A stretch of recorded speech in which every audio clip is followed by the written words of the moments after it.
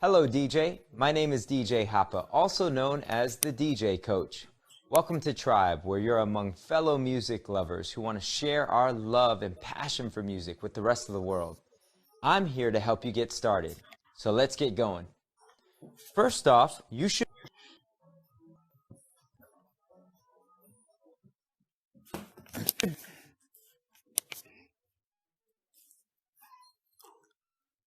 Wait.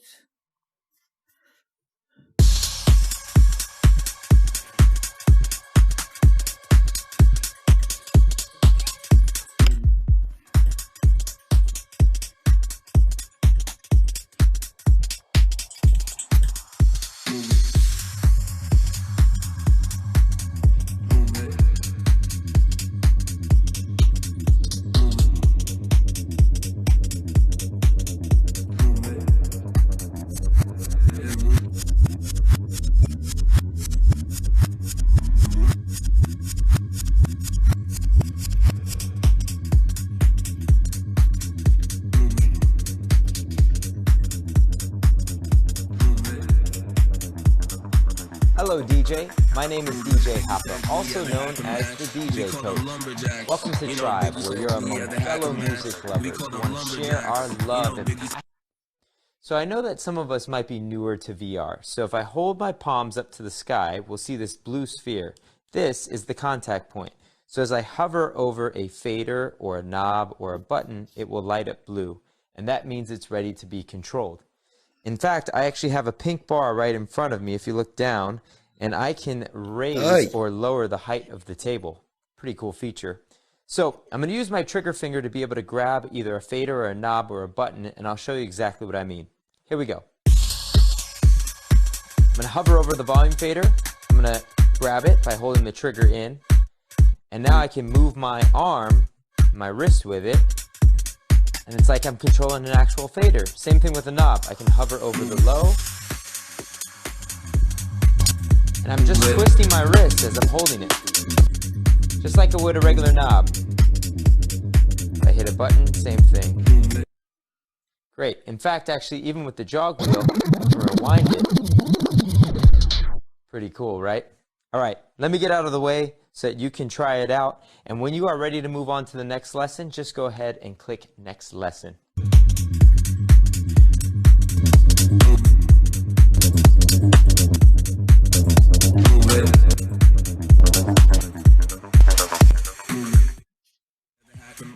We call them lumberjacks.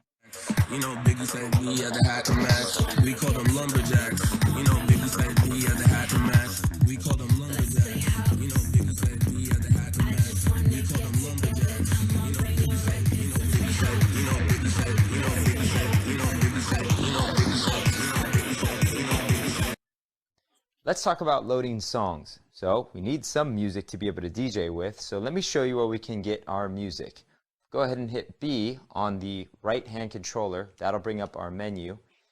The second icon in is music. Let's click on that. And here's where we're going to find our sample songs. So let's go ahead and load one song onto one deck, and then let's load another song onto our other deck. So now, just to ensure that the songs have come in properly, if I look over at the top of the CDJ, there is a screen. Inside of that screen, we'll see a waveform that's been built. We'll see the title of the song and the BPM, and I can see I've got that on both decks, which means awesome, we're good to go. So now it's your turn. All I'm going to have you do is just load two songs, one on each deck, and then when you're ready, go ahead and click Next Lesson. Go for it.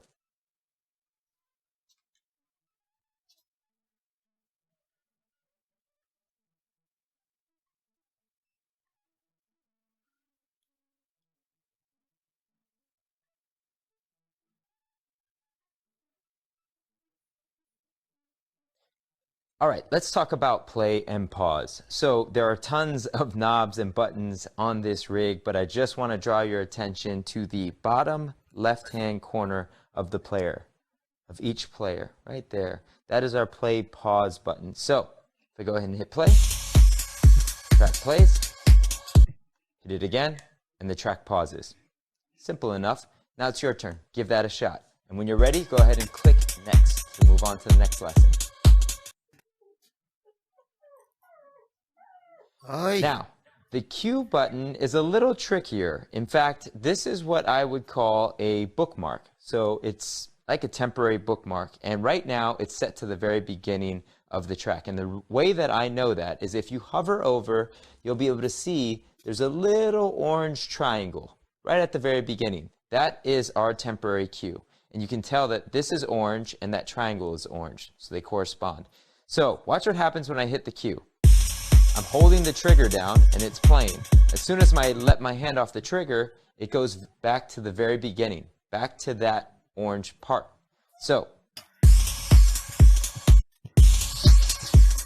now, this is a way that I can preview the song before playing it. And in fact, this is great as you're listening to a song and auditioning it before bringing it into the mix. So, as I do this, and I go back to the top, I'm actually saving myself a lot of time. The alternative would be to hit play, then hit pause, then rewind the song back to the top.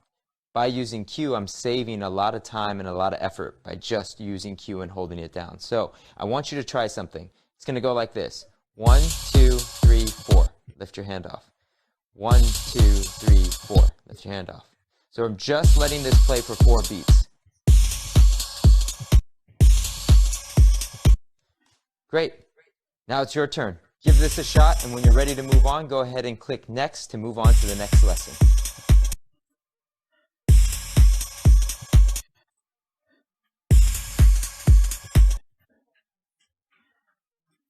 Now, I can use cue and play together, and I want to show you how we do this. This is a very common gesture that DJs will use on physical hardware. You'll see this happen a lot now that I point this out. When you watch DJs play off of CDJs like this, you'll see how people are using the cue and the play button together. So let's start by holding this down.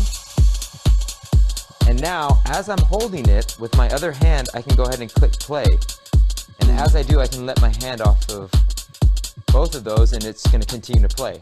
So, and if I want to go back to the beginning, I'm not going to hit pause. I'm going to hit Q. And it goes right back to that orange triangle, which was set up to the very beginning. So again, I'm going to do this one more time. I'm going to hit Q. And then with my other hand, I'm going to hit play. Let both hands off, and now it's playing. Now if I want to get back to the very beginning, do I hit play or do I hit Q? Q. I hit Q. And gets back to the very beginning. And now the reason why it goes back to the very beginning is because, again, that's where the cue is set up to that triangle. Later on, we'll show you how we can actually move the cue and cue up to a different part within the song. We'll show you that next. But first, I want you to give this a shot. So go ahead and try that. And when you're ready to move on, go ahead and click Next to move on to the next lesson.